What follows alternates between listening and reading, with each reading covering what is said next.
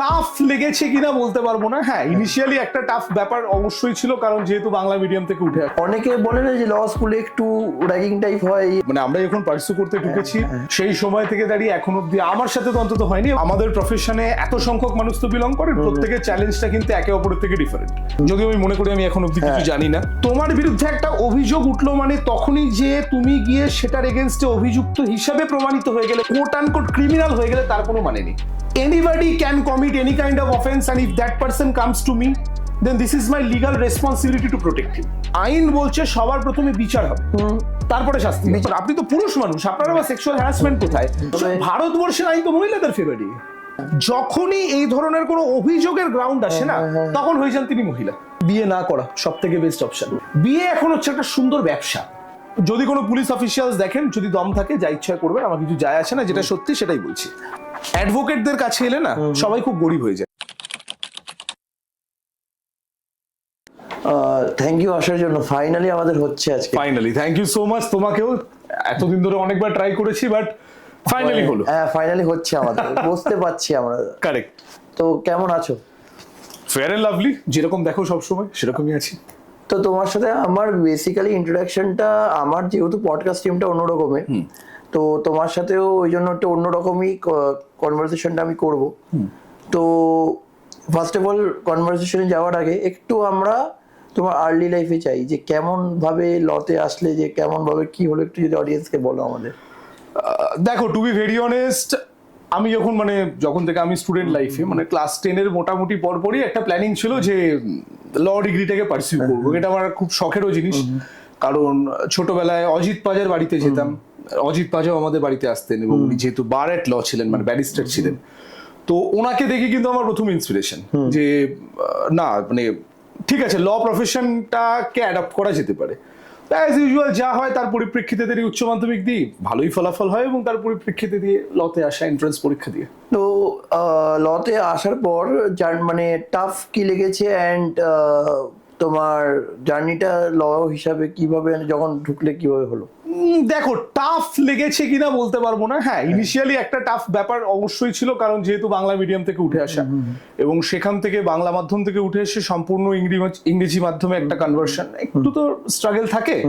তো সেই স্ট্রাগলটা ইনিশিয়াল ফেজে ছিল, মানে একদম ছিল না সেটা আমি বলবো না, কিন্তু সময়ের সাথে সাথে নিজেকে যত পরিবর্তন করেছি, যত পড়াশোনা করেছি, যতটা জেনেছি, বা যাই হোক, বাট সেটার মাধ্যমে ডেভেলপমেন্ট করতে হয়েছে এবং ভালো লেগেছে। মানে মোর ওভার তুমি বলতে পারো আই এম ভেরি হ্যাপি। আচ্ছা, তো তোমার যখন ল পড়ছিলে, অনেকে বলে না যে ল স্কুলে একটু র্যাগিং টাইপ হয়, ইয়ে হয়, তোমার কোনো ফেস করেছো? না না, আমরা যখন পার্সু করতে ঢুকেছি সেই সময় থেকে দাঁড়িয়ে এখন অব্দি আমার সাথে তো অন্তত হয়নি, এবং আমার যতজন মোটামুটি যারা ব্যাচমেট ছিল তাদের কারোর সাথে হয়। আচ্ছা, তো এটা তো গেল তোমার আর্লি লাইফে। এইবার আসি তোমার প্রফেশনাল লাইফে।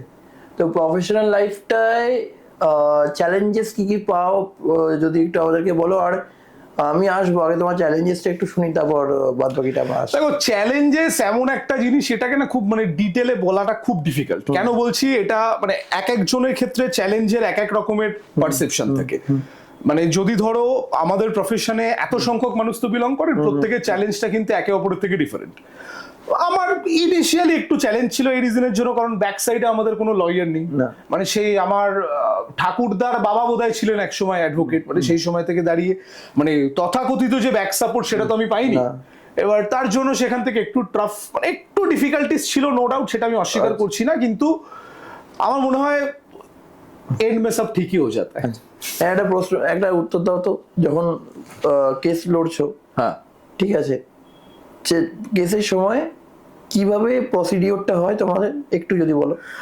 দেখো, আমি মেনলি ক্রিমিনাল কেস লড়ি, এবং ক্রিমিনাল কেসটার বেসিসে আমি আমার যতটুকুনি সীমিত নলেজ, যদিও আমি মনে করি আমি এখন অব্দি কিছু জানি না, আমি শিখছি, আরো অনেক শেখা বাকি। তবে জেনারেলি কি হয়, যখন কোনো একজন ব্যক্তি কোনো একটা অফেন্সের শিকার হন, যে কোনো ক্ষেত্রে হতে পারে, আমি কোনো স্পেসিফিক অফেন্সকে মেনশন করছি না, তাকে তার যে মানে প্লেস অফ অকারেন্স যেখানে হয়েছে, এবং তার যে নিয়ারেস্ট পুলিশ স্টেশন থাকে, মানে লোকাল যে থানা থাকে, সেখানে গিয়ে তাকে একটা কমপ্লেন লিখতে হয়। সম্পূর্ণ একটা সাদা পাতায় একটা কমপ্লেন লিখে কমপ্লেনটা জমা দিতে হয়। এবার অফেন্সের দুটো ক্যাটাগরি থাকে, একটা হচ্ছে কগনিজেবল অফেন্স, যেটাকে আমরা বলতে পারি হাইলি সিরিয়াস অফেন্স, আর একটা হচ্ছে নন কগনিজেবল অফেন্স, যেটা লেস সিরিয়াস অফেন্স। এবার এই কগনিজেবল অফেন্সটা যদি কোনো একজন ব্যক্তি ফেস করে থাকেন, তাহলে তিনি যে কমপ্লেনটি লিখিত আকারে পুলিশের কাছে জমা করছেন, সেটার বেসিসে পুলিশ ইমিডিয়েট অ্যাকশন নেয়। অ্যাকশন নেয় মানে হচ্ছে কি, যিনি অভিযুক্ত, মানে যার এগেনস্টে কমপ্লেনটা হয়েছে, তাকে পুলিশ ইমিডিয়েট বেসিসে অ্যারেস্ট করতে পারে এবং তার জন্য তাকে গ্রেপ্তার করার জন্য কোনো ওয়ারেন্ট কিন্তু লাগে না। হাউএভার নন কগনিজেবল অফেন্সের ক্ষেত্রে জিনিসটা একটু ডিফারেন্ট। নন কগনিজেবল অফেন্সের জন্য you need a proper warrant from a magistrate.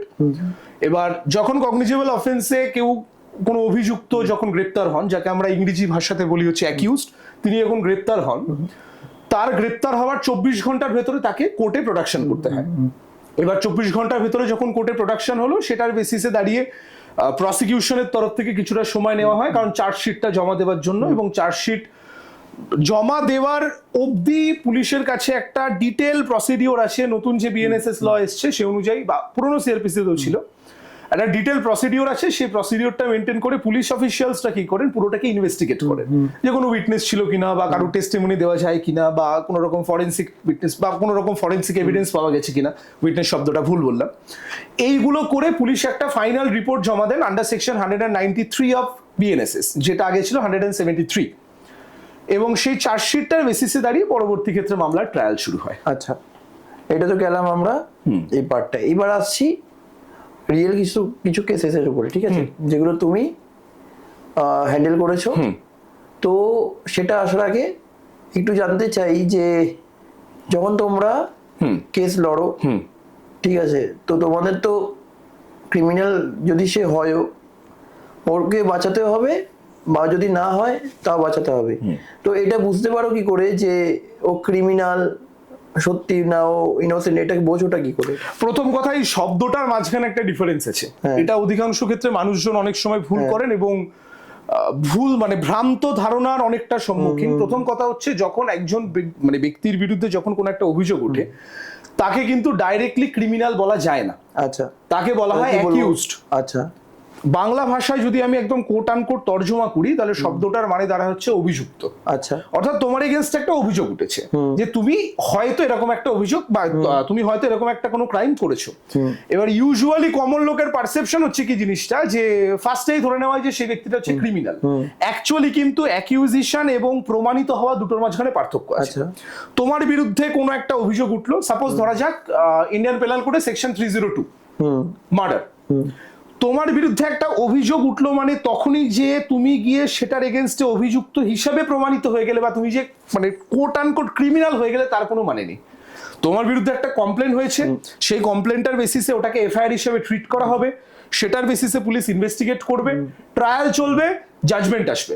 আচ্ছা, জাজমেন্টে যদি আদালত তোমাকে বলে যে হ্যাঁ তুমি গিলটি, তাহলে সেখান থেকে দাঁড়িয়ে তখন আমি তোমাকে বলতে পারি that yes you are a criminal.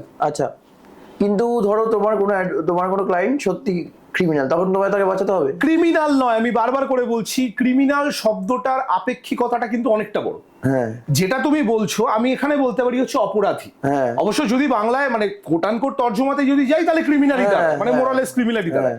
এবার দেখো, এই পরিপ্রেক্ষিতে এখানেও একটা অরিন্দম কাঞ্জিলাল তখন কি করবে?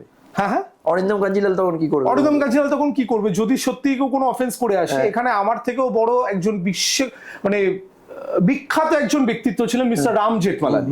মানে আমার মনে হয় ভারতবর্ষে ওই রকম একটা অ্যাডভোকেট তৃতীয় আসেনি। তো একবার স্যার বলছিলেন একটা ইউটিউব এরকম একটা পডকাস্টে বা একটা ইন্টারভিউতে, যে anybody can commit any kind of offense, and if that person comes to me, then this is my legal responsibility to protect him.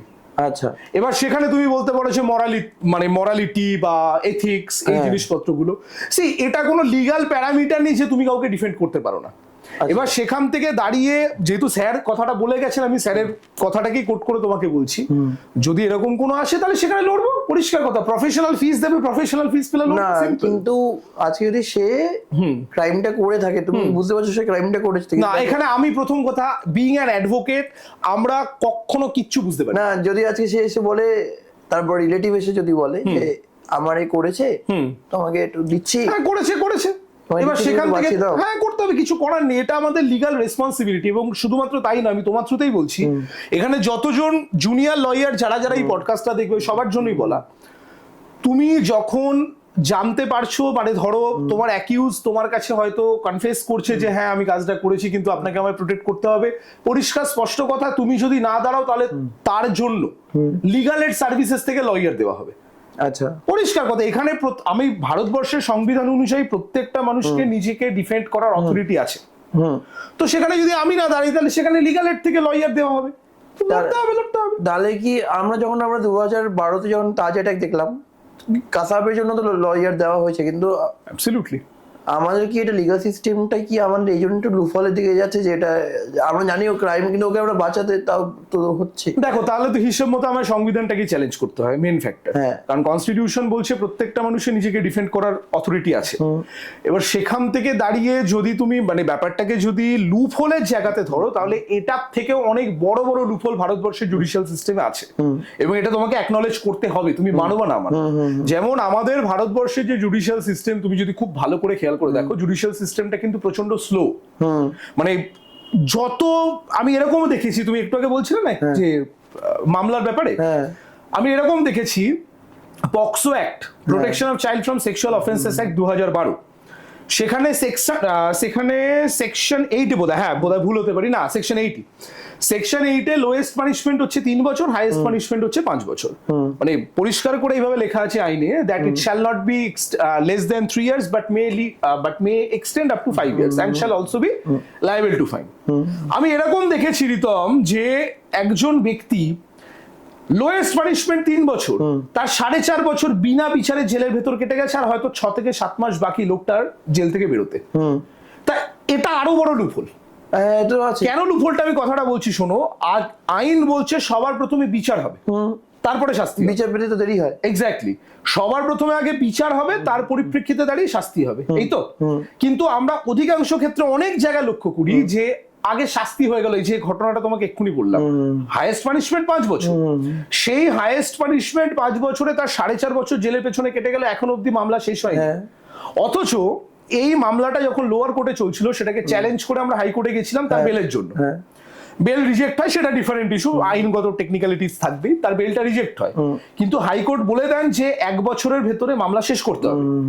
Repeatedly তারপরে 2.5 বছর কেটে গেছে, সে মামলা এখনো অব্দি নিষ্পত্তি হয়নি, এখনো আদালতে পেন্ডিং। এইটা হচ্ছে ভারতবর্ষের জুডিশিয়াল সিস্টেমের সব থেকে বড় লুপহোল। তাহলে এটার বদলানোর কি কোনো কারণ আছে, যেটা বদলাতে পারে বা কিছু জিনিসটা? দেখো, টু বি ভেরি অনেস্ট, এর বদল বহুবার চেষ্টা করা হয়েছে, এবং নতুন যে বিএনএসএস ল এসছে, ভারতীয় নাগরিক সুরক্ষা সংহিতা, সেই বিএনএসএস ল এর ভেতরেও যাতে ইজিলি এবং কুইক ডিসপোজাল যাতে হয় মামলা, তার একটা ভালো লেভেলের প্রভিশন আছে।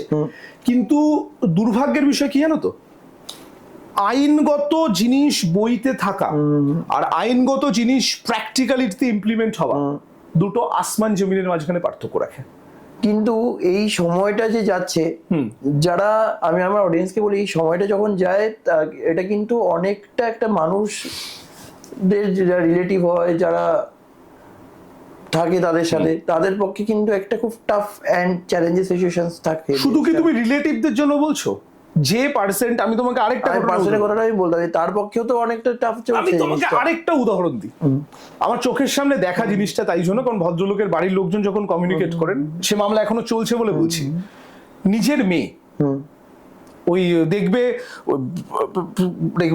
নতুন নতুন মডার্ন জামা কাপড় কিছু হয় না, স্কার্ট ফার্ট, মেয়েটি ক্লাস 9-এ পড়ে, বাবাকে গিয়ে বলেছে, দেখো আমি ফেসবুকে রিলস বানাবো, যেমন এখন দেখবে নিশ্চয়ই ফেসবুকে রিলস হয়, অনেক রিলস হয়।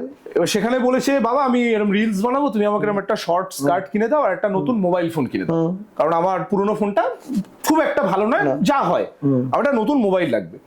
তো সেখানে সেই বাবা তার মেয়েকে বলেন যে, দেখ এখন তো পড়াশোনা করার সময়, তোর তো রিলস বানানোর বয়স নয়, মেয়েটি ক্লাস 9-এ পড়ে, কিন্তু বারবার করে বলছি, বাবা ঠিকই বলেছে, তোর সামনে মাধ্যমিক, তোর কি এটা রিলস বানানোর সময় না, তো শিক্ষিত হওয়ার সময়। বাবা ঠিক বলেছেন, এটা ফেয়ার এনাফ। কেন সেই বাবা তাকে নতুন ওই মোবাইল ফোন এবং স্কার্ট কিনে দেয়নি?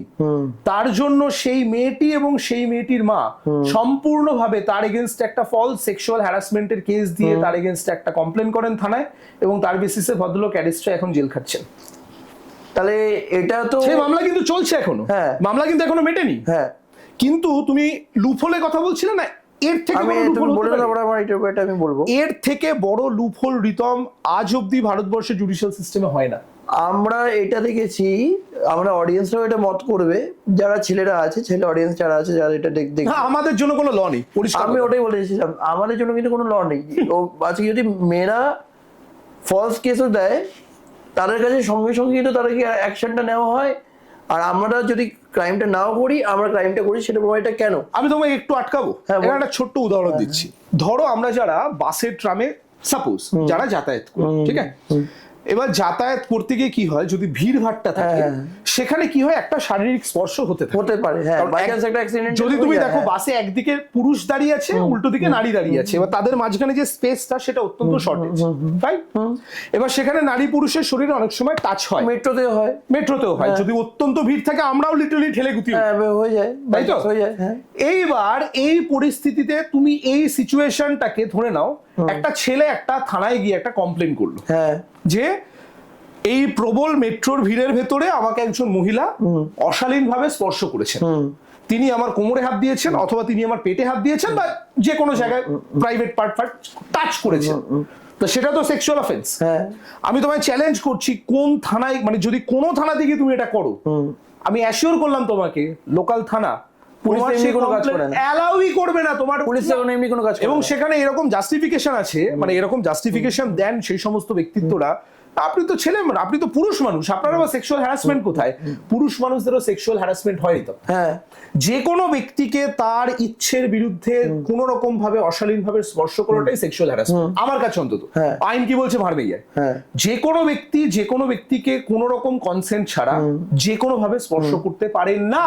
আচ্ছা, কিন্তু এটা একজন মহিলা বললে পুলিশ যতটা তৎপরতার সাথে অ্যাকশন নেবে, সেম কথাটা একজন ছেলে বললে একটা পুলিশ অফিসিয়াল সেম ওয়েতে অ্যাকশন নেবে না, আমি অ্যাসিওর করলাম তোমাকে, এইটা বাস্তব। আচ্ছা, এইটা নিয়ে আমার একটা প্রশ্ন আছে। ধরো আমি এটা বিভিন্ন জায়গাতে দেখেছি, ধরো আজকে কোনো ছেলে একটা মেয়ের সাথে পার্টি করছে, ধরো ছেলেটা ড্রাঙ্ক, মেয়েটা ড্রাঙ্ক রয়েছে, ওই মুহূর্তে যদি তাদের মনে কোনো কিছু হয়, ফিজিক্যালি কিছু হয়, কিন্তু মেয়েটার পরের দিন মাথায় এলো যে আমি ছেলেটা আমার সাথে ভুল করেছি, কিন্তু মেয়েটার ওই মুহূর্তে কনসেন্ট ছিল, তখন কি মেয়েটা যদি কেস করে, তখন ছেলেটার কি জেল হবে? এই যে সিচুয়েশনটা বললে না তুমি, এই সিচুয়েশনে কনসেন্ট, কারণ আমি অনেক ক্ষেত্রে এটা দেখেছি বলে আমি এটা বললাম, আর এটা ছেলেদের জন্যই আমি এটা জিনিসটা বললাম। তুমি যে কথাটা বললে না এই মুহূর্তে, যে যদি কমপ্লেন করে তাহলে ছেলেটার কি হবে, পরিষ্কার স্পষ্ট একটা কথা বলছি তোমার, শোনো। যখন ঘটনাটা ঘটে, that point of time the girl was drunk, the boy was drunk too, ঠিক আছে? এবার সেই মুহূর্তে কনসেন্ট ছিল কি কনসেন্ট ছিল না, এইটা প্রমাণ করতে পারে বিশাল বড় একটা ফ্যাক্টর। কারণ অ্যালকোহল এমন একটা জিনিস, অ্যালকোহল যারা কনজাম্পশন করেন, যেটা শারীরিকগত বা শরীরের দিক থেকে অত্যন্ত খারাপ, যারা অ্যালকোহল কনজাম্পশন করেন, তুমি দেখবে অ্যালকোহলটা কনজিউম করার পরে কিন্তু সে তার নর্মাল সেন্সে থাকবে না। এবার সেই মুহূর্তে দাঁড়িয়ে কনসেন্ট ছিল কি কনসেন্ট ছিল না, এইটা প্রমাণ করতে পারা নেক্সট টু ইম্পসিবল। তাহলে মেটার ভারতবর্ষের আইন তো মহিলাদের ফেভারে, আমি খোলা করে তোমার সামনে লাইভে তোমায় বলছি, ভারতবর্ষের আইন সম্পূর্ণ মহিলা। আমরা অনেক আমাদের জন্য কিচ্ছু নেই, পরিষ্কার করে কথা বলছি। এটা হচ্ছে কেন ব্যাপারটা? কারণ তুমি সামনে দিয়ে লড়ছো কেসটা, তাই জন্য আমি অরিন্দমকে জিজ্ঞাসা করছি যে কেন হচ্ছে ব্যাপারটা। এটা হচ্ছে কারণ মানুষ চাইছে বলে, তাই এখন অবধি আমরা এই মুহূর্তে 2025-এর শেষে দাঁড়িয়ে 26 পড়তে আর কিছুদিন বাকি, আমরা এখন অবধি এটা ভেবে রেখেছি যে না, নারী মানেই হচ্ছে অবলা, নারী মানে না, আমি বলছি নারী মানে অবলা, নারী মানে হিসেব মতো ওই একটু আতুপুতু ভাব, নারী মানে হচ্ছে সেলফ ডিপেন্ডেন্ট নন, যেটা কিন্তু সেটা নয়। রিচা ঘোষ এই মুহূর্তে ভারতবর্ষে ওয়ার্ল্ড কাপ জিতে এসেছে, সেখান দীপ্তি তিনি এখন ডিএসপি র্যাঙ্কের ভালো লেভেলে চাকরি পেয়েছে, তাহলে সেখান থেকে মহিলারা তো সেটা নয় যেটাকে রিপ্রেজেন্ট করে দেখানো হয়। কিন্তু সিগনিফিক্যান্ট ফ্যাক্টর, যখনই এই ধরনের কোনো অভিযোগের গ্রাউন্ড আসে না, তখন হয়ে যান তিনি মহিলা। এটা কেন? অন্য ক্ষেত্রে দাঁড়িয়ে তুমি জেন্ডার নিউট্রালিটি চাইবে, যে আমি চাই ফেয়ারনেস ইন এভরিওয়্যার, সেটা শিক্ষায় হোক, সংস্কৃতিতে হোক, এগিয়ে যাওয়ার ক্ষেত্রে হোক, স্পোর্টসে হোক, গানে হোক, নাচে হোক, দরকার সেটা। আমি কখনোই ইকুয়ালিটির বিরুদ্ধে নই, আমি চাই পুরুষরা যেরকম পারফর্ম করছে নারীরাও সেম হইতে পারফর্ম করুন। কিন্তু যখনই কোথাও গিয়ে অফেন্সের জায়গাটা আসে, তখন গিয়ে তারা না ওই ইকুয়ালিটিটা বলে না, আমি তো মহিলা। এবং এখানে দাঁড়িয়ে তুমি বিশ্বাস করবে না মানে কত ছেলের জীবন নষ্ট হয়ে গেছে এগুলো তো তোমার আইডিয়ার বাইরে। সেটাই আমি বলছিলাম যে এই নষ্ট থেকে আমি একটা জিনিস আসলাম যে আমরা রিসেন্টলি অনেক ক্রাইমস দেখেছি, কিন্তু যেহেতু মেয়ে বলে ওরা অতটা ওদেরকে হচ্ছে না, আমরা যে ছেলেরা করতাম ওটা হতো। ঠিক আছে, তো আরেকটা আমার যেটা বড় প্রশ্ন আছে সেটা হচ্ছে যে এখনকার দিনে কিন্তু বিয়ে যতটা না হচ্ছে আমরা ডিভোর্সটা বেশি শুনতে পাচ্ছি। ঠিক আছে, ডিভোর্স কেসে শুনতে পাচ্ছি। এই ডিভোর্স থেকে বাঁচতে হলে কি করতে হবে একটু যদি বলো তো। বিয়ে না করা সব থেকে বেস্ট অপশন। না ধরো হয়ে গেছে, তখন তারপর কি করতে হবে? তোমার একটা ঘটনা বলি শোনো। আমি যখন আমার স্টুডেন্টসদেরকে পড়াই, ওদের তো একটা টপিক থাকে হিন্দু ল বলে, তো সেখানে গ্রাউন্ডস অফ ম্যারেজ বলে একটা জায়গা আছে, section 5 of Hindu marriage act. Fine, যখন আমি টপিকটা পড়াই তার সাথে সাথে সবার প্রথম বলে দিই যে সেকশন 5টা পড়ছিস না, এটার সাথে সাথে সবার প্রথম রিলেট করতে হবে section 13 of Hindu marriage act, কারণ গ্রাউন্ডস অফ ডিভোর্স। আজকের দিনে তুমি যে বিয়ের কথাটা বলছো, মানে বিয়ে অফিসিয়ালি, মানে আমি আমার পার্সপেক্টিভ, আমি তো একজন পুরুষ মানুষ, আমি সেই হিসাবে বলছি, বিয়ে এখন হচ্ছে একটা সুন্দর ব্যবসা। আচ্ছা, অসাধারণ একটা বিজনেস। কেন বলছি দেখো, বিয়ে করতে হয়তো সময় লাগে 1 মাস বা ধরো 3 মাস, যদি কেউ আগে রেজিস্ট্রি ম্যারেজ করেন এবং পরবর্তী ক্ষেত্রে যদি সোশ্যাল ম্যারেজ করেন, তাহলে সেখানে দাঁড়িয়ে তিনি যে ফর্ম ফিল আপ করবেন ওটা করতে সামান্য সময় লাগে। সেখানে যে ম্যারেজ রেজিস্ট্রার ম্যারেজ করাবেন তিনি একটা ফিজ নেবেন, এগুলো লেজিটিমেট। তারপর বিয়ের একটা খরচা আছে, হ্যানা ত্যানা, এই সব সরিয়ে দিচ্ছি, এগুলো খুব সোজা। ডিফিকাল্টিসটা কোথায় আসবে? যেই মুহূর্তে দাঁড়িয়ে তুমি মনে করছো আমি বিবাহিত সম্পর্কে আর থাকতে রাজি নই, I don't want to stay, সেটা হতে পারে। যে কোনো মানুষেরই কিন্তু নিজস্ব লাইফ পার্টনার চুজ করার যেমন অথরিটি আছে, যে কোনো মানুষের কিন্তু নিজস্ব লাইফ পার্টনারের থেকে মুক্তি পাওয়ার অথরিটি আছে।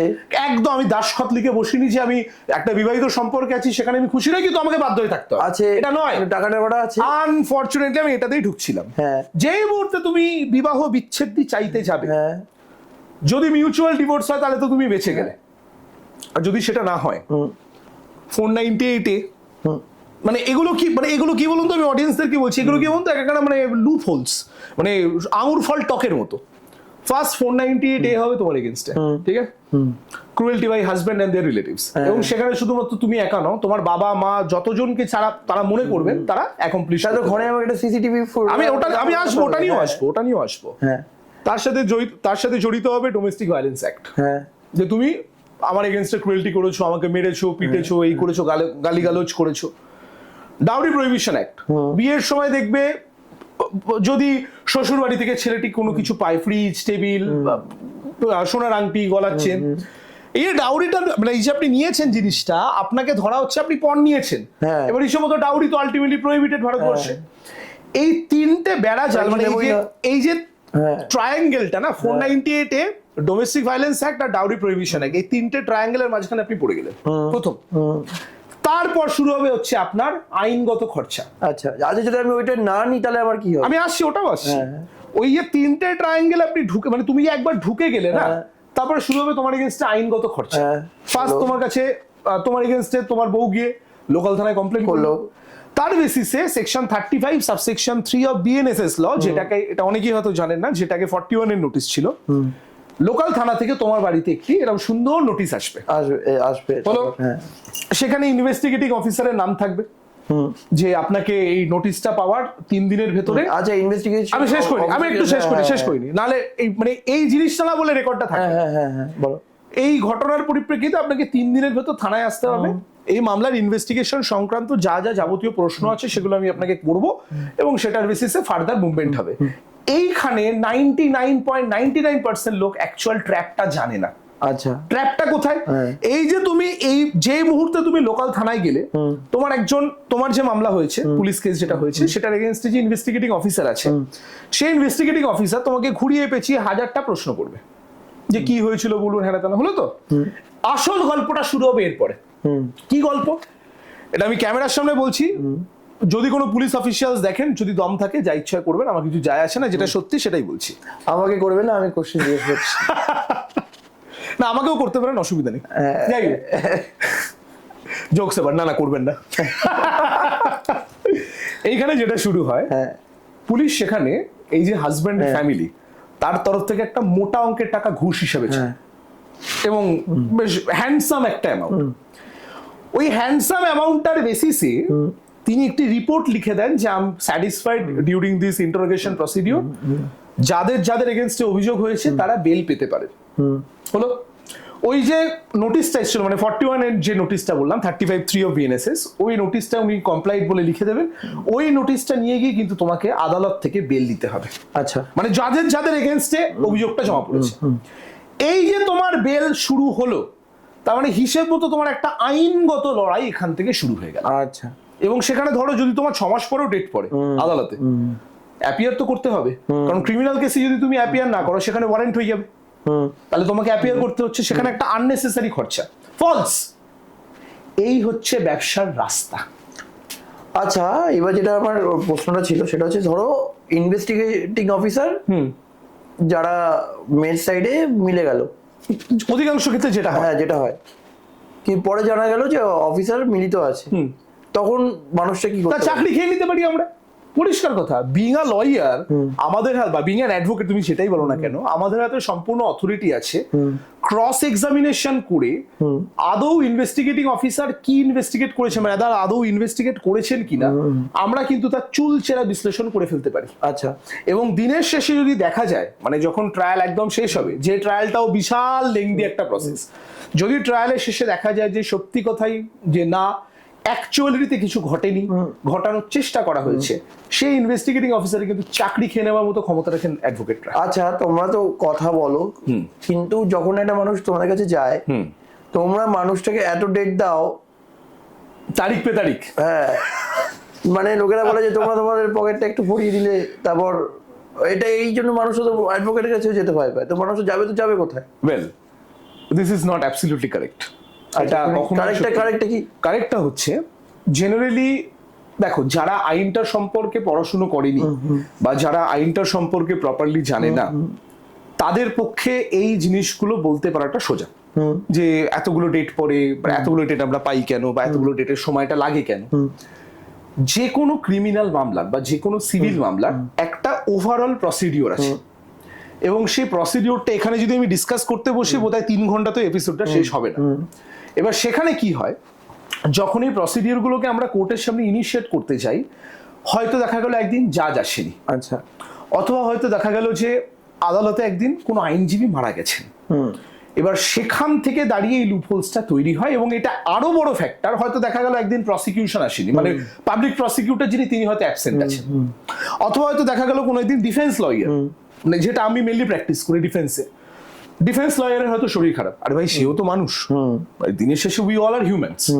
এবার সেখানে দাঁড়িয়ে যদি আমরা অ্যাপিয়ার করতে না পারি, বা ধরো যদি কোনো জায়গাতে কোনো ডিসফাংশনালিটিস দেখা দেয়, সেটার জন্য প্রসিডিওরটা ডিলে হয়, এটা একদম সত্যি কথা। কিন্তু এই যে বলে না যে তারিখ পে তারিখ ডেলিভারেটলি অ্যাডভোকেটরা দেন, this is not correct all the time.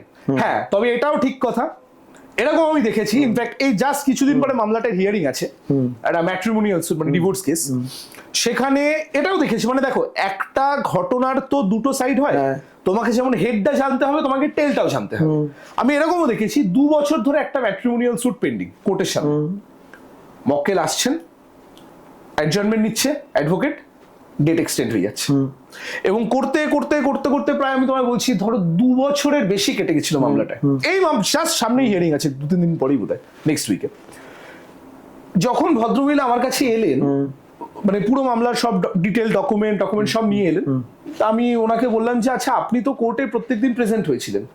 হ্যাঁ স্যার, আমি তো প্রেজেন্ট হয়েছি। বললাম তাহলে আপনি নিজে অ্যাডজয়েন্টমেন্ট নিয়েছেন কেন? এবার স্বাভাবিক বিষয়, একজন নন ল পার্সন বা নন ল প্রফেশনাল যদি কোনো একজন পার্সন থাকে, সে তো জানবেন অ্যাডজয়েন্টমেন্ট শব্দটার মানে কি। বলছে স্যার আমি অ্যাডজয়েন্টমেন্ট মানে বুঝতে পারলাম না। তাকে আমি ধরে ধরে পুরো জিনিসটা বোঝালাম যে দেখুন আপনার এই মামলায়, এই যে মামলাটা, এই ডেটটা ছিল, আপনি ডেটে অ্যাপিয়ার করেছেন, কোর্টে আপনি গেছেন, কিন্তু মামলাটা আজকে শুনানি না হয়ে পরের দিন শুনানি হোক, আপনি ইচ্ছাকৃত এটা করেছেন। পরবর্তী ক্ষেত্রে আমি জানতে পারলাম, আমারই একজন সিনিয়র, আমি নামটা মেনশন করবো না ওপেন ফোরামে, আমি জানতে পারলাম যে গত 2-2.5 বছর ধরে মামলা যতদিন ধরে চলছিল উনি ডেলিভারেটলি প্রত্যেকদিন মক্কেলের থেকে পয়সাটি নিয়েছেন, মানে ফিস ডি পকেটে ভরেছেন এবং ইন্টেনশনালি কোনো কাজ না করে একটার পর একটা অ্যাডজার্নমেন্ট নিয়ে গেছেন। এটাও সত্যি কিন্তু আমি তো তোমাকে বললাম ব্যাপারটা।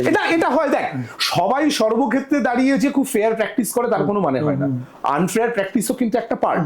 এবার আনফেয়ার প্র্যাকটিসটাতে আমি বিশ্বাস করি না। আমি বিশ্বাস করি একজন ক্লায়েন্ট যখন এসেছেন বিপদে পড়ে এসেছেন, তার কোনো একটা রিকোয়ারমেন্ট আছে, ফাইন্যান্সিয়াল ক্রাইসিসও থাকতেই পারে, সে কোথা দিয়ে পাবে? অ্যাবসলিউটলি। আবার এখানে যখন এটাও বলছো তাহলে এখানে আমি তোমাকে আরেকটা কথা বলি, don't take it in other sense. অ্যাডভোকেটদের কাছে এলে না সবাই খুব গরিব হয়ে যায়, টু বি ভেরি অনেস্ট। ওটা দেখাতে হয়, দেখাতে হয় কি হয় না সেটা আমি বলতে পারবো ওটা না। দেখাতে হয় তো, যাই হোক, বাট এটা একদম সত্যি কথা, আমাদের কাছে এলে কিন্তু সবাই মানে অধিকাংশ ক্ষেত্রে মানুষজন কিন্তু গরিব হয়ে যান। কিন্তু কেন ওরা গরিব হয়ে যান? চিনতে পারো যে কারা আর দিতে পারবে। হ্যাঁ নিশ্চয়ই, অবশ্যই, কিন্তু তার মানে এটাও মানে এরকমও দেখেছি 60 টাকার জন্য মারামারি করছে। আচ্ছা আচ্ছা, অরিন্দম না না এক মিনিট, অরিন্দম পাচিলের ইনকাম কি? why to discuss this in open forum? এটা বলা যায় না, কারণ ইনকাম কখনোই ডিসকাস করা উচিত তাও? নয়। না, নো কমেন্ট, নো কমেন্ট। এটা করিস না। That was a nice question, but না, আমি এটাকে ওয়েভ করে যাব। না, নো কমেন্ট, একদমই না। না, সিনিয়র অ্যাডভোকেট হিসেবে না, আমি এখন সিনিয়র অ্যাডভোকেট নই, প্রথম কথা। আমি এখন অব্দি জুনিয়র, আমি সারা জীবন জুনিয়র থাকতে চাই। যত জুনিয়র থাকবো তত শিখতে পারবো, বেশি সিনিয়র হয়ে গেলে আবার সমস্যা হয়ে যাবে। যা আছি ঠিক আছি রে ভাই, জানা গেল না, ঠিক আছে, পরে কোনো না কোনো জিনিস। well let's not talk about this shit। বল তারপরে বলো। হ্যাঁ, তো যখন ধরো আজকে একটা কোনো একটা ক্রাইম হলো, বলো ধরো কোনো ক্রাইম হলো, ঠিক আছে, এগুলো এইভাবেই রেখো। হ্যাঁ আনকাট থাক। হ্যাঁ বলো। হ্যাঁ, তো যখন কোনো ক্রাইম হলো, তো আমি মার্ডার কেসের কথা বলছি আমি, ঠিক আছে। ওকে, মার্ডার কেসে আমরা দেখি অনেক এভিডেন্স ট্যাম্পার হয়, ঠিক আছে, এগুলো পুলিশ অফিসার থেকে ভিতর থেকে হয়। তো তুমি কি কোনো কেসেস দেখেছো যেগুলো তোমার কাছে এভিডেন্স ট্যাম্পার? শুধু আমি কেন, গোটা পৃথিবী দেখেছি, আমি একা বলে তোমার কিছু পার্সোনাল যদি এক্সপেরিয়েন্সটা বলো। আসছি, কিন্তু আমার মনে হয় আমার পার্সোনাল এক্সপিরিয়েন্সের থেকে যখন তুমি কথাটা তুললে না, হ্যাঁ। আমার মনে হয় এমন একটা মামলা সেটা গোটা পৃথিবী দেখেছে, আপনারা সবাই দেখেছেন। হ্যাঁ, আরজি কর। হ্যাঁ, আর আরজি করের ক্ষেত্রে আমি অফিসিয়াল অন রেকর্ড তোমাকে এখানে ক্যামেরার সামনে বলছি, তুমি তো এটা সম্প্রচার করবে পরে, আমি অন রেকর্ড তোমাকে বলছি যা ঘটেছিল এবং যেটা দেখানো হয়েছে সম্পূর্ণ আলাদা। কিন্তু আমার এখানে দুদিন আগে একজন এসেছেন, উনি বলেছেন যে ওটা তো হয়নি। কে এসেছিলেন বলো তার নামটা? মানে পার্টির তরফ থেকে এসে, বলতে পারবো কে? না। না বলো না, কেন, খোলাখুলি বলো। পার্টির তরফ থেকে এসে একজন। কোন পার্টির তরফ থেকে? তুমি খোলাখুলি বলো, এটা নিয়ে আলোচনা কিছু নেই। রুলিং পার্টির তরফ থেকে এসে কে? উপাসনা এসেছিলেন, তো উনি বলছিলেন যে আমাদের পার্টি এখানে কোনো ইনভলভমেন্ট নেই। আমি তো পার্টির ইনভলভমেন্টের কথা বলছিও না বাই দ্য ওয়ে। কিন্তু ঝামেলাতে তো আমরা দেখেছি কারা করতে পারে। দেখো ঝামেলার ক্ষেত্রে দাঁড়িয়ে কি ঘটেছে অ্যাকচুয়ালি কি বলতে, বিরাট বড় একটা ইস্যু এটা, কিন্তু আমি রাজনীতি একদম সরিয়ে দিচ্ছি, পলিটিক্স হাটিয়ে দিলাম, পার্টি সব। আমরা কাকে এখানে রাখবো? আমি বলছি এখানে আরজিকর ইনসিডেন্টটা যেভাবে ঘটেছিল এবং যে আরজিকর ইনসিডেন্টটাকে যেভাবে দেখানো হয়েছে সঞ্জয়কে কেন্দ্র করে, অ্যাকচুয়াল ইনসিডেন্ট কিন্তু টোটালি ডিফারেন্ট। এবং এই যে তুমি বলছিলে না ট্যাম্পার্ড, সেমিনার রুমটা ভাঙলো কি করে? ফার্স্ট কোয়েশ্চেন দাও, ফার্স্ট কোয়েশ্চেন দেখেছি তো, এক সেকেন্ড, সেমিনার রুমটা ভাঙলো কি করে? এক, সেদিন রাত্রেবেলা যারা আরজি করে এসে ভাঙচুর করেছিলেন তারা কারা, তারা এলেন কোথা থেকে, তাদেরকে ইনফরমেশন কে দিল? থার্ড, সেই সময় কলকাতা পুলিশ দাঁড়িয়ে নিষ্ক্রিয় অবস্থায় দাঁড়িয়েছিলেন কেন? আমি 3টে কোয়েশ্চেনকে ধরছি। ফোর্থ, একটা মানুষের একটা সরকারি শিক্ষা প্রতিষ্ঠানে মৃত্যু হলো, অ্যাকচুয়ালি মৃত্যু হলো শব্দটা ভুল, তাকে ধর্ষণ এবং খুন করা হলো। সেই ধর্ষণ এবং খুন করার পরিপ্রেক্ষিতে এত আর্জেন্সি কোথায় ছিল যে তার বডিটা ইমিডিয়েট বেসিসে ক্রিমেশন করতে হলো? আমায় তুমি 4টে প্রশ্নের উত্তর দাও। এবং এগুলোর পেছনে কারা ইনভলভ? আমি ডাইরেক্টলি বলছি, আমি আগেও বলেছি, অনেক মিডিয়াতে বলেছি, পুলিশ অফিসিয়ালসরা দাঁড়িয়ে থেকে এভিডেন্স হাসাপ করেছিলেন। ইয়েস, এটা সত্যি কথা। এবার দেখো, তুমি বলতে পারো যে দাদা তোমার কাছে কোনো প্রমাণ নেই, কিন্তু এতটাও তো গাঁড়ল কেউ নয়, আর সাধারণ মানুষকে বোকা ভাবাটা অত্যন্ত মূর্খামির কাজ। সুতরাং আমরা, এবং হ্যাঁ আমি কথাটা বলছি নিশ্চয়ই কিছু এভিডেন্সের উপরে বেসিস করে, কিন্তু এটাই সত্যি কথা, এই যে হাসাপ মার্ডার কেসের ক্ষেত্রে আমার মনে হয় আরজি কর এমন একটা ইনসিডেন্ট যেটা পৃথিবীর সামনে, এই যেটা তোমাকে আমি কিছুক্ষণ আগে আমাদের কথা হচ্ছে লু ফল, আমাদের এটাই তো loop, এর থেকে বড় লুপ কি হবে? ইন্ডিয়ান ক্রাইম সিস্টেমে আছে না, আমি কোনো ক্রাইম করি, আমার কাছে যদি টাকা থাকে একদম ভেরি গুড পয়েন্ট ভাই। শোনো, পরিষ্কার একটা কথা বলি তোমায়, হ্যাঁ। ভারতবর্ষের আইন টাকা দিয়ে পারচেস করা যায়। আমি তো ওটাই বললাম, আমি যদি ক্রাইম করে টাকাতে বেরিয়ে যাবো। তোমার কাছে যদি ফাইন্যান্সিয়াল ক্যাপাসিটি থাকে, তোমার কাছে যদি পলিটিক্যাল অ্যাকোমোডেশন থাকে, তোমার কাছে যদি পলিটিক্যাল পাওয়ার্স থাকে, তুমি যা ইচ্ছা করে ইউ ক্যান এসকেপ। যা ইচ্ছা, আমি তোমাকে ডাইরেক্টলি যা ইচ্ছে শব্দটা বললাম, যা ইচ্ছায় তুমি করে তুমি এসকেপ করতে পারো, যদি তোমার কাছে টাকার পলিটিক্স থাকে। এবং এটাই দুর্ভাগ্য ভারতবর্ষে। এটা কি কোনোদিন আর কোনোদিন বদলাবে না, কোনোদিন বদলাবে না।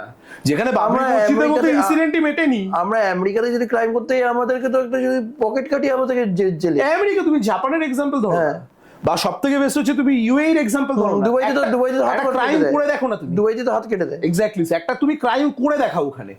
ওখানে ক্রাইম করতে পারাটা is a matter of fear, আর এখানে আমাদের দেশে ক্রাইম করতে পারাটা is a matter of pleasure. আমি অনেক বড় একজন ক্রিমিনাল, এবং আমি এত বড় একজন ক্রিমিনাল যে যা ইচ্ছা করতে পারি। কেন? আমার কাছে দুটো রিসোর্সেস আছে, ফাইন্যান্স, পলিটিক্স। শেষ। তাহলে তো যদি আমাদের কোনো সলিউশন না আসে, তাহলে তো এটা তো চলতেই থাকবে। চলতে থাকবে না, চলছে তো অলরেডি। আর এটা একটা কাইন্ড থাকবে। এইটা শোনো, এটা না এখন একটা মানে আমাদের লেবার লতে একটা খুব সুন্দর কথা আছে, আনফেয়ার লেবার প্র্যাকটিস। এখানে না হয়ে গেছে আনফেয়ার ক্রিমিনাল প্র্যাকটিস। এটা তো কাইন্ড অফ একটা বিজনেস হয়ে দাঁড়িয়েছে। অবশ্যই বিজনেস, এটাই তো বিজনেস। এটাই তো বিজনেস, এটাকে রেখে পিছনে একটা বিজনেস চলছে তো। আর এদের হাতে দাঁড়িয়ে আবার এদের এই বিজনেসটা চলছে বলে হয়তো অনেক বড় বড় লোকজন, যাদের নাম আমি ডিসক্লোজ করতে পারবো না, তারা হয়তো টিকে আছেন। You never know the other side of the story. আজকে আমি শুধু এই রুলিং পার্টি বলে বলছি, যে কোনো পলিটিক্যাল পার্টি আসুক না কেন, তাদের ক্ষেত্রে তো সেম জিনিসটা হবেই। হোক অ্যাকচুয়ালি, কেন বলছি হচ্ছে তো। আজকে তুমি কাকে সরাবে? যাকে সরাবে কেউ না কেউ তো আসবে। তুমি যাকেই সরাবে, লঙ্কাতে যে যাবে সে হবে রাবণ। তুমি মানো আর না মানো, তুমি যে কোনো পলিটিক্যাল পার্টি। তাহলে আমি আইন নিয়ে পড়াশোনা করছি কেন, বা অ্যাডভোকেট বা লয়ার হচ্ছি কেন? তাহলে আমার লাভটা কি হচ্ছে? আমার জন্য সিম্পল। আমি তো তাকে ন্যায় তো দিতে পারছি না। ন্যায়ের তো কোনো এক্সিস্টেন্সই নেই ভারতবর্ষে। আমি আবারও বলছি, যারা অডিয়েন্সরা দেখছেন, আমি ক্ষমা চেয়ে নিচ্ছি আপনাদের কাছে যদি আমার কথাগুলো খুব কাট লাগে, কিন্তু এটাই সত্যি। ন্যায় পারচেস করা যায় রিতম। তাহলে তো কোনো লাভটাই হলো না। লাভ নেই তো। কিন্তু হ্যাঁ, এটাও সত্যি কথা যে কিছু কিছু সিগনিফিকেন্ট ঘটনা ঘটে। মানে দেখো, প্রত্যেকটা সিস্টেমের ভেতরে এমন কিছু মানুষজনের বসবাস থাকে যারা, এখনো কিন্তু কিছু মানুষ আছে যারা করতে চায়, কিন্তু তাদের করতে দেওয়া হয় না। তুমি চাইলেই তো হবে না। তোমার ওপরে যে মাথাগুলো বসে আছে, মানে তোমার যে টপ নচ লোকগুলো বসে আছে, সেই টপ নচ লোকগুলো যদি মনে করে আমি তোমাকে এটা করতে দেব না, তুমি চেয়েও পারবে না। আর সিস্টেমের বিপক্ষে গিয়ে দাঁড়িয়ে কোনো একটা, মানে স্রোতের বিপরীতে দাঁড়িয়ে কোনো একটা কাজ করে জয়লাভ করা যায় না সেটা আমি বলছি না, নিশ্চয়ই জয়লাভ করা যায়। কিন্তু একটা সিস্টেমের বিপক্ষে দাঁড়িয়ে যে হার্ডশিপ গুলো ফেস করতে হয়, সেইটা কিন্তু সহ্য করার মতো ক্ষমতা সকলের থাকে না। সবাই দময়ন্তী সেন হন না। আশা করি বুঝতে পেরেছো আমি কি বলতে চাই। সবাই দময়ন্তী সেন হন না, সবাই মীরা কুমারের মতো হন না। সবার পক্ষে সেই জিনিসটা, মানে ইংরেজিতে খুব সুন্দর প্রবাদ বাক্য যেটাকে আমরা বলি, that if you can't take the heat, get out of the kitchen. আমরা জয়মন্তী সেনকে দেখেছি, ওনাকে যেহেতু ট্রান্সফার করে দেওয়া হয়েছে, করে দিয়েছে। শোনো, এই ধরনের মানুষজনদের না কিছু দরকার পড়ে না। এদের দরকার, মানে এই টাইপ অফ লোকজনগুলোকে আমি কেন সম্মান করি আরো বেশি করি জানো? এই টাইপ অফ লোকজনগুলোর ভেতরে একটা অ্যাডামেন্ট পার্সোনালিটি আছে। এনারা মনে করেন আমি যেটা সত্যি আমি সেটাই করি, যেটা কিন্তু আমিও করি। আমি সবসময় চেষ্টা করি ভাই, তাতে যদি আমার কিছু গন্ডগোল হয়, I am ready to accept that. আমার মনে হয় যেটা সত্যি সেটাকে সত্যি ভেবে রিপ্রেজেন্ট করতে পারাটা ভীষণভাবে দরকার, নাকি কাটছাট করে। কিন্তু একটা সিস্টেমে থাকতে গেলে যেটা হয়, সিস্টেমের সাথে ডাইরেক্ট সংঘাত সকলে সহ্য করতে পারেন না, এবং সেই হিটটা অনেকে হয়তো নিতে পারেন না বলে অনেকের অনেক ক্ষেত্রে সমস্যা হয়। কিন্তু যারা সেটাকে ট্যাকেল করতে পারেন খুব সুন্দরভাবে, তারা পারে। সিস্টেম এমন একটা জিনিস জানিস তো, মানে সিস্টেমটাকে যদি কেউ পজিটিভ দিক থেকে ব্যবহার করতে পারে, তাহলে এই সিস্টেমটার মাধ্যমে আমি কিন্তু বিশ্বাস করি ক্রাইম সরানো সম্ভব। সম্পূর্ণভাবে সরানোটা সম্ভব না, কিন্তু কিছু অনেকটাই সরানো সম্ভব। কিন্তু সিস্টেমটা এমন একটা জন্য আমার কেন জানি না মনে হয় স্টাক হয়ে গেছে না, যে না মুভ করা যাচ্ছে না, বেটার কিছু করা যাচ্ছে, এটা আমার ধারণা। অবশ্যই বারবার করে বলছি। তো এই সিস্টেম যদি চেঞ্জ না হয়, তাহলে তো আমাদের আজকে আইনটাও চেঞ্জ হবে না। কিছু কিছু ক্ষেত্রে কিন্তু পরিবর্তন হচ্ছে। যেমন এই বস্তা পচা পুরনো যে ইন্ডিয়ান পেনাল কোড, বস্তা পচা পুরনো যে এভিডেন্স, সেই ল গুলো কিন্তু পাল্টে একটা নতুন ল এসছে, যে বিএনএস, বিএনএসএস এবং বিএসএ। এবার দেখ, কোনো একটা জিনিসকে, এটা তুমিও মানবে আশা করি, কোনো একটা জিনিস রাতারাতি পরিবর্তন হয় না। একটা জিনিসকে পরিবর্তন হওয়ানোর জন্য বা পরিবর্তন করার জন্য একটা স্পেসিফিক সময় লাগে। আচ্ছা, এবার সেই সময়টা দেওয়া ছাড়া তো আমাদের কিছু করার নেই, আমাদের সময়টুকুনি দিতেই হবে। দেখা যাক সময়টুকুনি দেওয়া যাক, তারপরে কি হয় ভগবান জানে। তো সময়টা যে আমরা দেব, এই সময়টাতে তো একটা লোক বয়স্ক হয়ে যাবে, পার হয়ে যাবে, তো এটাই তো হয়েই যাচ্ছে না, কিছু করার নেই এর বাইরে। দেখো, রাতারাতি আমি যদি মনে করি আমি বিপ্লব করতে নেমে পড়বো, হ্যাঁ, তাতে একটা মানুষ আগে আনবে নিশ্চয়ই, কিন্তু এইখানেই হচ্ছে সমস্যা। আমাদের প্রফেশনে একজন মানুষের কাজ নয়, আমাদের প্রফেশনে না যতজন ব্যক্তিত্বরা আছেন তারা সকলে মিলে যদি এই সিগনিফিকেন্স গুলোকে অ্যাকসেপ্ট করতে পারেন, তাহলেই একমাত্র চেঞ্জেসটা আসবে, নাহলে আসবে। আমি বলি আজকে যদি অরিন্দম কাঞ্জিলাল যদি একটা কোনো ইনিশিয়েটিভ স্টার্ট করে, আগে সে করুক, তারপর তার থেকে আমি তো তাহলে হিসেব মতো বলতে গেলে তো সর্বপ্রথম যারা এমএলএ এবং এমপি আছেন তারা সরকারের তরফ থেকে যে ফেসিলিটিস গুলো পান, আমি যদি কোনোদিনও কখনো যদি কোনো ক্ষমতাবান জায়গাতে আসি, আমি সর্বপ্রথমে সেই ফেসিলিটিস বা সেই এমিনিটিস গুলোকে বন্ধ করবো আগে। আচ্ছা, এই যে ফ্লাইট এক্সপেন্সেস, মোবাইল এখন দেখবেন যে রিচার্জ পাওয়া যায়, আর ধরুন 3,000 টাকা বছরে, সেখানে কিন্তু একজন এমএলএ বা এমপি মাস গেলে 5,000 টাকা করে পান ফোনের খরচের জন্য। সেটা আসছে কোত্থেকে? আমার আপনার ট্যাক্সের টাকা থেকে। তা আমি যদি পারি, আমার মনে হয় আগে এইগুলোকে আমি বন্ধ করবো। সেটা দেখুন দিল্লি অনেক দূর, এখন আমি ভাবছি না, কিন্তু হ্যাঁ যদি কখনো সেই জায়গায় পৌঁছতে পারি নিশ্চয়ই চেষ্টা করবো। না, অরিন্দম কাঞ্জিলালের ফেসবুক দেখলে আমরা দেখতে পারি এসে একটা জায়গায় আছে, আমি বলছি না, হ্যাঁ হ্যাঁ, আর নতুন করে বলার কিছু নেই, তুমি বলতে পারো, বলো বলো। সে সিস্টেমের মধ্যে আছে, আমি তো সিস্টেম, হ্যাঁ, আমি আইনি সিস্টেম, আমি বুঝতে পেরেছি তুমি যেটা হিট করার চেষ্টা করছো, তুমি ঠিকই বলছো, তাই জন্য তো আমি বললাম যে আমি তো সিস্টেম, আমি সিস্টেম, আমার মতো প্রত্যেকটা মানুষ একটা করে সিস্টেম। সিস্টেমের মধ্যে ভুল কি আছে? দুর্নীতি, না না না, যেটা সত্যি সেটা সত্যি, প্রুডেন্টটা প্রুডেন্ট, দুর্নীতি, যারা দুর্নীতি করে তাদেরকে প্রশ্রয় দেওয়া, কিছু কিছু ক্ষেত্রে মানুষের মেন্টালিটি, এবং সর্বোপরি আমি সর্বশ্রেষ্ঠ, এই ভুল ধারণাটাকে মাথায় বসিয়ে রেখে দেওয়া। আচ্ছা, এই চারটেই মেন, আমার কাছে এই চারটেই মেন লুপহোল। আমি কেন কথাটা বলছি, তুমি যদি যে কোনো একজন, আমি কোনো পলিটিক্যাল পার্টির হয়ে বলছি না, ইনফ্যাক্ট আমি যে পলিটিক্যাল পার্টিকে রিপ্রেজেন্ট করি আমি তার হয়ে বলছি না, আমি আমার অপোজিশন কাউকে নিয়ে বলছি না। তুমি একটা জিনিস যদি খেয়াল করে দেখো, একজন পলিটিশিয়ান তিনি যখন রাস্তা দিয়ে যান, তুমি ভালো করে খেয়াল করবে, একজন পলিটিশিয়ান যখন রাস্তা দিয়ে যান, দেখবে তিনি হুটার মারতে মারতে যান, মানে তার গাড়িতে একটা হুটার চলে, নীল বাতি চলে, এবং সেখানে সাধারণ মানুষকে পুলিশ অফিসিয়ালসরা হাত দেখিয়ে এরকম করে সরিয়ে দেন, এবং যাতে তিনি আগে যেতে পারেন। আমরা দাঁড়িয়েও থাকি, মানে গাধার মতো দাঁড়িয়ে থাকি।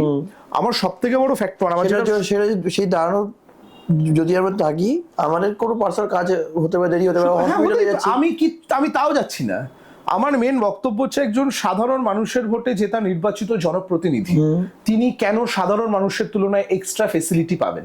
আমরা তাকে তো জিতেছি, তারা আমাদের representative, they all are our public representatives and we are the common people. আমরা ভোট দিয়েছি বলে আজকে তাদের কাছে নাম যশ প্রতিপত্তি, তাই তো? তাহলে হিসেব মতো একজন পলিটিশিয়ান যে কোনো পলিটিক্যাল পার্টি থেকে বিলং করে, আমরা যেটা অফিসে যাই আমাদেরকে দুর্ব্যবহার, আমাদের দাঁড়িয়ে থাকতে হয়, আমার এইগুলো খারাপ লাগে। ব্যবহারটা এমন ভাবে করা হয় যেন আমরা দুর্ব্যবহার, না শুধু তাই নয়, eventually I feel like that sometimes, যখন এইসব জিনিসপত্রগুলো রাস্তায় দেখি, আমার কোথাও না কোথাও গিয়ে মনে হয় দ্যাট উই আর স্লেভস। আমরা মানে রাস্তায় দাঁড়িয়ে আছি এবং একজন রাজা বা মন্ত্রী, তিনি নিজস্ব ক্ষমতা বলে আমাদের ভোটে জিতে, আমাদের ট্যাক্সের টাকায়, তার মাইনে, তার সবকিছু নিয়ে তিনি ফেসিলিটি পাচ্ছেন কেন? কিন্তু যখন আমরা দেখবো যে ফেসবুক কভারে আমরা যখন দুজনের ছবি দিই, তাদের তো নর্মাল থাকে, তাদের জন্য যারা ওই দুটো ছবি ফেসবুক কভারে বা সোশ্যাল মিডিয়াতে রাখা আছে, সেই সব লোকের একটু ভালো ফেসিলিটি পাই, এটা বলতে চাইছো? আমি নিই না। আমি আজ অব্দি তোমাকে বলছি, আমি একজন অ্যাডভোকেট, তো আমি কোনোদিনের জন্য আজ অব্দি আমার পেছনে যদি কোনো জুনিয়র লয়ার বসে, মানে আমার যারা জুনিয়ররা আছে, তাদেরকে কোনোদিন আমি উইদাউট হেলমেট ট্রাভেল করতে দিই না। আচ্ছা। কোনোদিনও নয়। ইভেনচুয়ালি এরকমও আছে মানে ভুড়ি ভুড়ি ফেসিলিটি পাওয়ার জন্য আমি এন্টাইটেলড। আমি তোমার অন ক্যামেরা বলছি, আমি ভুড়ি ভুড়ি ফেসিলিটি পাওয়ার জন্য এন্টাইটেলড, আমি নিই না। কেন নিই না? এই রিজনের জন্য মনে হয় আমি যদি আজকে কোনো ফেসিলিটি নেই, তাহলে কিন্তু আমাকে তাকেও ফেসিলিটিটা দিতে হবে, এবং সেটা আমার জন্য একটু তাহলে আমাকে কম্প্রোমাইজ করতে হবে। সেই কম্প্রোমাইজ পলিসিটাতে আমি বিশ্বাসী নই। তাহলে রিপ্রেজেন্ট করছো তো? রিপ্রেজেন্ট করা মানে কি ফেসিলিটি দিতে হবে? না, ফেসিলিটি তো দিতে হবে। হ্যাঁ, ফেসিলিটি দিতে হবে, কিন্তু আমি নিই না বলে আমায় দিতে হয় না। আমার প্রয়োজন কম আছে, তার জন্য আমার শরীরে দম আছে, সিম্পল বক্তব্য। আচ্ছা, আমি নিই না কোনো ফেসিলিটি, দরকার নেই আমার। আমার যতটুকুনি যা আছে আমি খুব খুশি তাতে। কারোর থেকে কোনো ফেসিলিটি আমার দরকার নেই। পলিটিক্যাল ফেসিলিটি বলো, যা লাগবে না, কোনো দরকার নেই, ভালো আছি তো। আচ্ছা, তাহলে কভার ফটোটা এমনি দেওয়া আছে? কভার ফটোটা এমনি দেওয়া নেই। কভার ফটোটা দেওয়া আছে এই কারণের জন্য, কারণ ক্লিয়ার করে দিই, কারণ অনেকে হ্যাঁ হ্যাঁ নিশ্চয়ই নিশ্চয়ই কভার ফটোটা দেওয়া আছে এই রিজনের জন্য, কারণ দেখো আমি খুব অনেস্টলি তোমার একটা কথা বলছি। আমি ছোট থেকে রাজনীতির পরিবেশে বড় হয়েছি। আমি আমার বাবা মাকে দেখেছি মানে প্রভূতপূর্ণভাবে অ্যাক্টিভ পলিটিক্সে ইনভলভ ছিলেন। আমার যতজন সিনিয়র লয়ার, মানে আমার যারা সিনিয়র, তাদের ভেতরে দুজনকে ছাড়া সকলেই রাজনীতির সাথে ডিরেক্টলি বা ইনডিরেক্টলি যুক্ত। এবং যেহেতু ছোট থেকে রাজনীতির পরিবেশটা বড় হয়েছি, আমি যখন মানে একদম স্কুল লাইফ থেকে শুরু করে এখন কলেজ লাইফে আমার ট্রান্সমিশনটা হয় না, সেই ট্রান্সমিশনটার সময় আমি যাকে দেখে লড়াই করার ক্ষমতা পেয়েছিলাম তার নাম, এবং তাকে সেই জায়গাটায় রেসপেক্টটা করি বলে কিন্তু তার ছবিটা দেবো। আমি জানি এর জন্য কিন্তু আমার কমেন্ট সেকশনে গালাগাল দেবে, I am very much happy to accept that, কিন্তু যেটা সত্যি সেটা বদলাবে না। ছবিটা আছে আছে ভালোর জন্য আছে। আচ্ছা, আমার ভালো লাগা, দেখো আমিও তো একটা হিউম্যান, আমারও কিছু ভালো লাগা থাকতে পারে, আমার কিছু খারাপ লাগা থাকতে পারে। যার কভার ফটোতে ছবিটা আছে, যার ছবিটা আছে আমার কভার ফটোতে, আমি তাকে অ্যাডমায়ার করি পার্সোনালি বলছি। আমি আমার ভালো লাগে ওনার যে লড়াই করার মেন্টালিটি, আই এনজয় দ্যাট। তার মানে কি এটা যে আমি শুধুমাত্র তার বাইরে গিয়ে যাবো না? নিশ্চয়ই নয়। আচ্ছা, বুঝলাম। আচ্ছা, ইনফ্যাক্ট আমি তোমার একটা ঘটনা বলবো, বলো।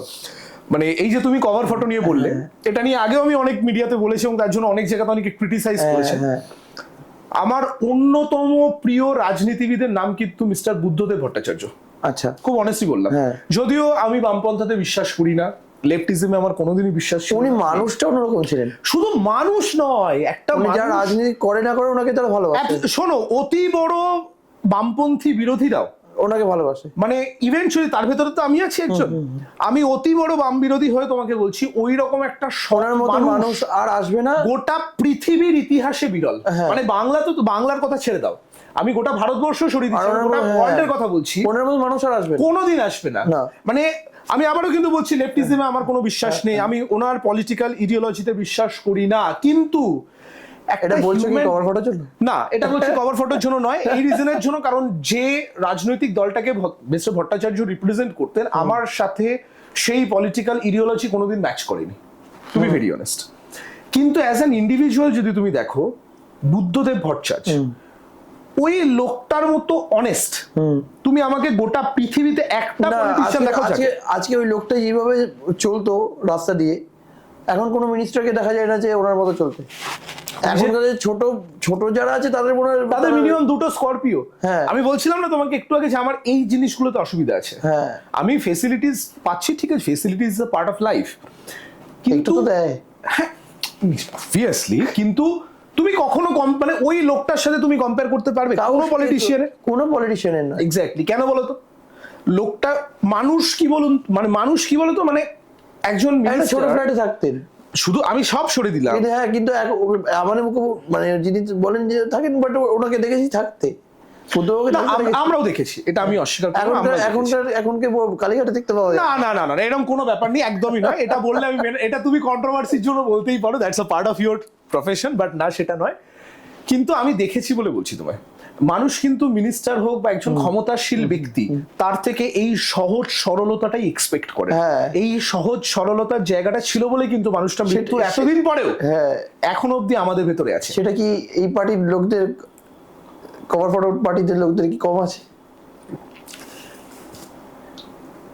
না, যথেষ্ট আছে। আমি কেন তোমাকে কথাটা বলছি, এই যে পজটা খেলে না, পজটা খেলাম কারণ যাকে আমি কোট করে বলবো, মানে যার ব্যাপারে তোমাকে আমি কোটটা করে বলবো, তাহলে তুমি বুঝতে পারবে।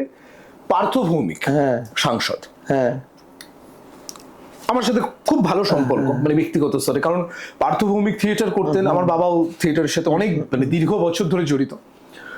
একদিন হয়েছে কি, আমি ইএম বাইপাস ধরে চিংড়িহাটার দিকে এগোচ্ছি, তো এবারে আমি আমার 4 হুইলারে ছিলাম, আমি গাড়িটা দাঁড় করেছি, দেখলাম পাশে এসে একটা গাড়ি এসে দাঁড়ালো, নীল বাতিটা শুধু জ্বলছে কিন্তু কোনো হুটার নেই, কিছু নেই, সামনে গাড়ি পেছনে গাড়ি, মানে পাইলট কার এভাবে লক করা। দেখছি জানলার কাঁচটা নামানো, মানে যে পেছনের যে সিটটা সে কাঁচটা নামানো, দেখলাম ভেতরে পার্থ ভৌমিক বসে।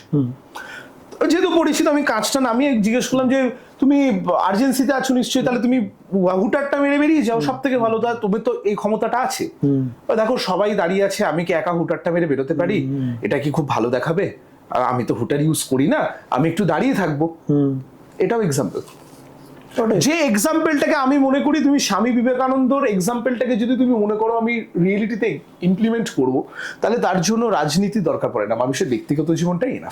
তার মানে তুমি বললে যে কালীঘাটে থাকে মানুষ? অবশ্যই 100% থাকে, 100% থাকে। আমি এখনো বলছি, তুমি যার কথা বলছো তার নাম মমতা বন্দ্যোপাধ্যায়। তো মমতা বন্দ্যোপাধ্যায় এত বছরে এতবার এমপি, এত বছরে এতদিন ধরে এত কাজ করেছেন, এখনো অব্দি ভারত সরকারের তরফ থেকে যে পেনশনটা পাওয়ার কথা, উনি সেই পেনশনটুকুনিও নেন না। ঠিক আছে, এবার এটা নিয়ে তুমি আর নতুন করে কন্ট্রোভার্সি করো না, কিন্তু এটা ফ্যাক্টটা দেখো। আমি বলতে পারি অনেক কিছু আমার কাছে। হ্যাঁ তো বলো, আমি তো তোমায় আটকাচ্ছি না, তুমি বলো না, আমি তো লিগালি আমি রেডি আছি তোমার চ্যালেঞ্জ ফেস করার জন্য, বলো। আরে এটাই তো আড্ডা, এটাই তো হবে আড্ডায়, বলো। ওনার কাছে অনেক কিছু আমরা দেখতে পাই যে উনি নিয়ে ঘোরেন, তাও উনি থাকে নর্মাল বলেন ফ্ল্যাটে, উনি নাকি বই ইনকাম করে গান বিক্রি করে কামান, তাহলে পার্টিতে কপিরাইট থেকে কামান, সুর দেন, গান করে, এগুলো কামান, তাহলে এত টাকা রেকর্ডসে ওনার কাছে রয়েছে কি করে? কোথায় রেকর্ড রয়েছে? তুমি আমায় দেখাও রেকর্ডটা। আছে তো, কোথায়? মিডিয়াটা দেখায় তো। শোনো, মিডিয়া কি দেখায় আমার তাতে আমি তো আগ্রহ নেই। হ্যাঁ তুমিও মিডিয়া, নিশ্চয়ই তুমিও মিডিয়া, কিন্তু এটাও তুমি জানো নিশ্চয়ই, yellow journalism is a part of your profession. ঠিক আছে, এবার সেখান থেকে দেরি মিডিয়া কি দেখালো আমার কোনো আগ্রহ নেই। যদি সেরকম কোনো জায়গা থেকে থাকে সেটা ওনার ব্যক্তিগত ব্যাপার, টু বি ভেরি অনেস্ট, ওনার আছে কিনা আমি জানি না, আমার জানার কোনো আগ্রহ নেই। আমার নেই ভাই, আমি এইটুকুনি বলতে পারি তোকে, আমার নেই। আচ্ছা একটা কথা বলো, ধরো আমি ক্যালকাটা হাইকোর্টে একজন মধ্যবিত্ত লয়ার বা অ্যাডভোকেট যাই হোক, আর একজন সিনিয়র অ্যাডভোকেট, দুজনের মধ্যে ইনকাম কত আছে? মানে একজন সিনিয়র অ্যাডভোকেট, আমি যাদেরকে ব্যক্তিগত স্তরে খুব ঘনিষ্ঠভাবে চিনি, আর মধ্যবিত্তটা বলবে, তারা বলবো একজন সিনিয়র অ্যাডভোকেট মাস গেলে হয়তো 10-15 লাখ টাকা রোজগার করেন। আচ্ছা, যদি আমি শনিবার উপরগুলো বাদ দিয়ে দিই, হ্যাঁ মানে আমি স্যাটারডে সানডেকে একদম ওয়েভ করেই দিলাম। আর একজন মানে মিডিয়াম স্কেল অ্যাডভোকেট, মানে ডে হিসাবে না মান্থলি? মান্থলি। মান্থলি। আর যদি একজন মিডিয়াম স্কেল অ্যাডভোকেট দেখি 70-80 হাজার টাকা তো ইজিলি, মানে 1 লাখ টাকা অব্দি অনেকে করেন মান্থলি। মান্থলি। আচ্ছা, তার মানে অরিন্দম কাঞ্জিলারটা ধরে ফেললাম। আচ্ছা ঠিক আছে, এবার কোনটায় ধরলো সেটা বিচার করার দায়িত্ব আপনাদের, আমার নয়। ঠিক আছে, কারণ ভাই আমি কিন্তু মধ্যবিত্ত অ্যাডভোকেট নই। সিনিয়র ধরে নিলাম তো, এটা তো ধরে দিয়েছি, ধরে নিয়েছি। বলো। তো এইবার আমি আসি যে যেটা আমরা একটু ডিভোর্সের কথা হচ্ছিল কিছুটা আগে, খুব বিরক্তিকর একটা জিনিস। না এটা নিয়ে মাথাটা গরম হয়েছে। না এটা নিয়ে অনেকের না একটু আছে, এটা ক্লিয়ার করি যে বলো। ডিভোর্স হলো, এইবার আসি বাঁচবে কি করে? মানে ধরো আমার ওয়াইফ আমার থেকে টাকা নিল, টাকা ডিমান্ড করলো কোর্টে, আমার কিভাবে বাঁচতে হবে? যে আমার ইনকামটা কম দেখাতে হবে যে আমার এটা নেই, তুমি এটা কি বাঁচবোটা কিভাবে? আমি খুব difficult Ritam, very very difficult. কেন বলছি, এখন ডিজিটাল এরা, ডিজিটাল এরার ভেতরে তুমি এসকেপ করার মতো রুট খুঁজে পাবে না। এবং যদি তুমি চাকুরিজীবী হও, মানে তাহলে যদি তুমি স্যালারি স্লিপ হোল্ডার হও, তাহলে সেখান থেকে দাঁড়িয়ে পালাবাস করতে এমনি বন্ধ হয়ে গেল। এবং যদি তুমি বিজনেস করো তাহলে সেখানে তোমার ইনকাম ট্যাক্স রিটার্ন থাকছে। হেন্সফোর্থ ডিফিকাল্ট টু এসকেপ। তবে করা যায় না সেটা আমি বলবো না, করা যায়। আমরা রিসেন্টলি এটা দেখলাম যে ক্রিকেটারের হার্দিক পান্ডিয়া। হ্যাঁ, ও করলো কি, ওর মা বাবার নামে করে দিয়েছে একদম। এটা কি করা যেতে পারে? আমি যতজন অডিয়েন্স আছেন বা যারা যারা পডকাস্টটা দেখবেন সকলকে একটা অ্যাডভাইস দেবো, হ্যাঁ, ছেলেদের স্পেশালি, মেয়েদের নয়। মেয়েদের দিয়ে লাভ কি, ওরা তো বলে দিচ্ছে। না, লাভ লোকসানের ব্যাপারটা নয়, কিন্তু মানে এটা নিয়ে ভেবে নেওয়ার কোনো দরকার নেই যে আমি নারী বিদ্বেষী, সেটা নয়, কিন্তু আমার মনে হয় বর্তমান পরিস্থিতিটা সম্পর্কে জানিয়ে দেওয়াটা বেটার। সমস্ত ছেলেদেরকে বলছি, চেষ্টা করবেন নিজেদের সমস্ত প্রপার্টি যা কিনছেন হয় নিজের মায়ের নামে, নাহলে নিজের বাবার নামে কেনার। নিজের নামে কিনলেই এই অ্যালিমনির কোপটায় পড়তে হতে পারে। আচ্ছা, রিসেন্টলি একটা নাকি আইন এসছে যে ধরো, এটা সবাই এখন খুব খুব বলছে, তাই জন্য আমি ক্লিয়ার হতে চাইছি যে আচ্ছা ধরো আমি বউকে বিয়ে করে আনলাম, আমি যেই বাড়িতে থাকি সেই বাড়িতে আনলাম, ঠিক আছে, আজকে ইন পরবর্তীকালে যদি আমার ডিভোর্স হয়, বউ কি বাড়িটা দাবি করতে পারে কি না? অবশ্যই পারে, 100%। এবার রেন্টেড ফ্ল্যাট হলে সেটা তো আর কিছু করার নেই, কিন্তু যদি নিজস্ব বাড়ি, নিজস্ব বাড়ি ধরো 100% পারে, 50% তো চাইতেই পারে, এবং সেখান থেকে তুমি কিছু করতে পারবে না।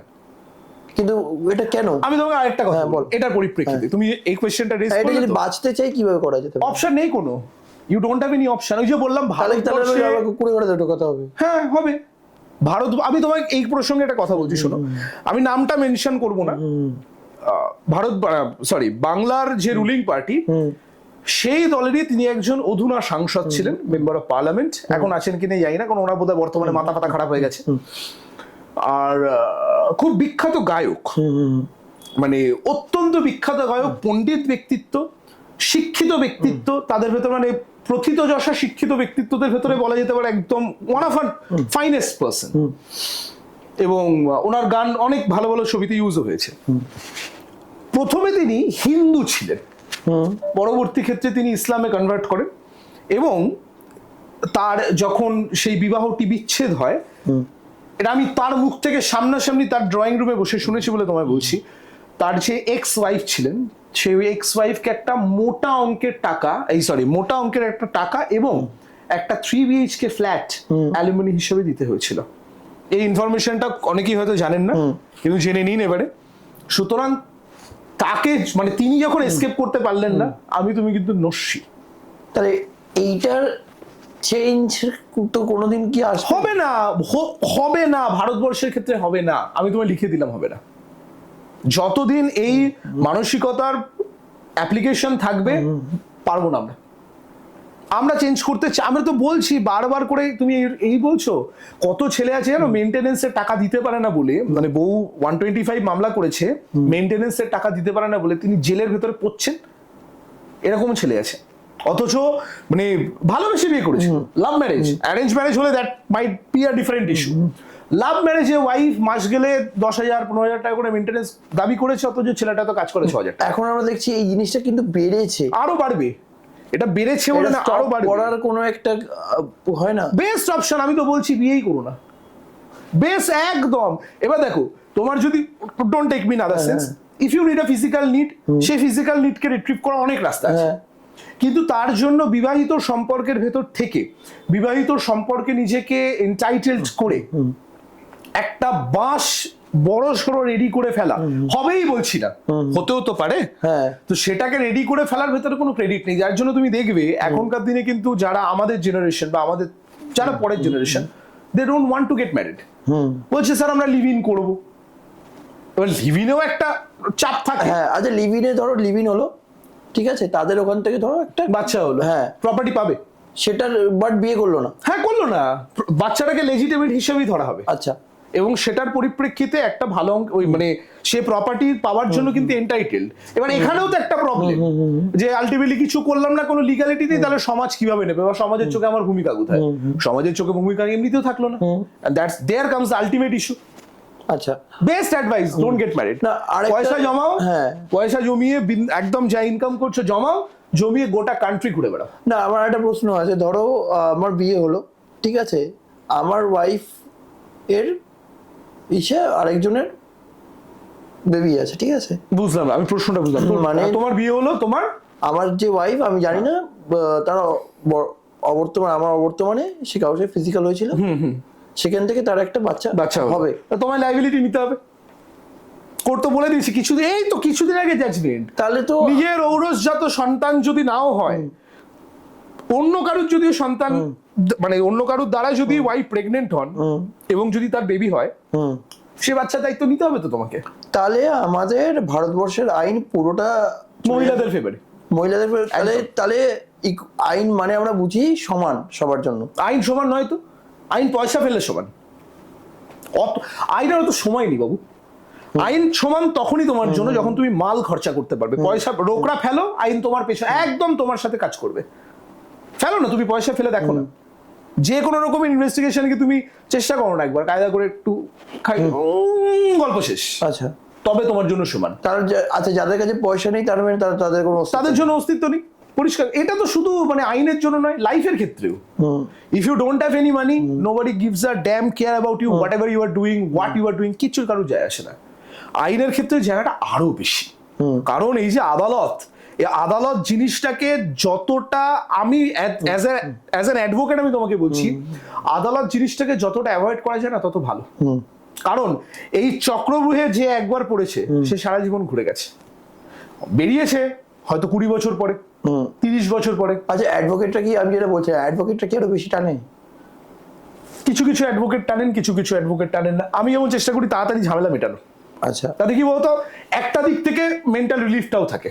আচ্ছা, আমি চেষ্টা করি। বাঁচলে যে যেটা আগে প্রশ্ন হলো যে টাকাটা বাড়ে নাকি, না সেটা ঠিক আছে, বাট না, আমি চেষ্টা করি সবসময় কুইক ডিসপোজাল করানোর, মানে as much as fast I can. আচ্ছা, কিন্তু হ্যাঁ, অনেক অ্যাডভোকেট আছে, যে তোমায় একটু আগেও বললাম যে 2 বছর ধরে একটা ডিভোর্সের মামলা বা একটা মেইনটেনেন্স মামলা কোনো মুভমেন্টই হয়নি।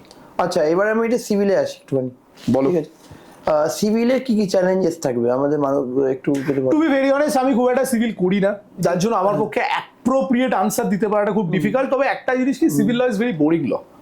মানে খুব মানে আমি জানি না কেন, এটা আমার পার্সোনাল ওপিনিয়ন, মানে আমি খুব একটা এমথু ব্যাপারটা খুব একটা পাই না। মানে ক্রিমিনাল ম্যাটারে কি এমন একটা পোস্টমর্টেমের ব্যাপার থাকে, একটা ফরেন্সিকের ব্যাপার থাকে, একটা টক্সিকোলজির ব্যাপার থাকে, যদি কেউ পয়জন খেয়ে মারা যায় তাহলে। সিভিল ম্যাটারের ক্ষেত্রে ইটস ভেরি বোরিং। কে কবে কোথা থেকে জমি কিনেছিল, কে কার থেকে কবে ট্রান্সফার করেছে, তার এগেনস্টে কে ইনজাংশন স্যুট ফাইল করেছে, ইটস আমার কাছে খুব বোরিং। মানে আই ডোন্ট ফিল লাইক, না আমার খুব ভালো লাগে না। আচ্ছা, একদম আমরা এন্ড টাইমে আসি, অনেকটা লম্বা কনভারসেশন আমাদের মধ্যে হচ্ছে। এবার যদি একটু পজ না দিয়ে আমরা অনেকটাই চলতে থাকবে। বলো। তো এবার সেটা আমি র্যাপিড ফায়ার কিছু সেগমেন্ট রেখেছিলাম তোমার জন্য, ঠিক আছে? বলো।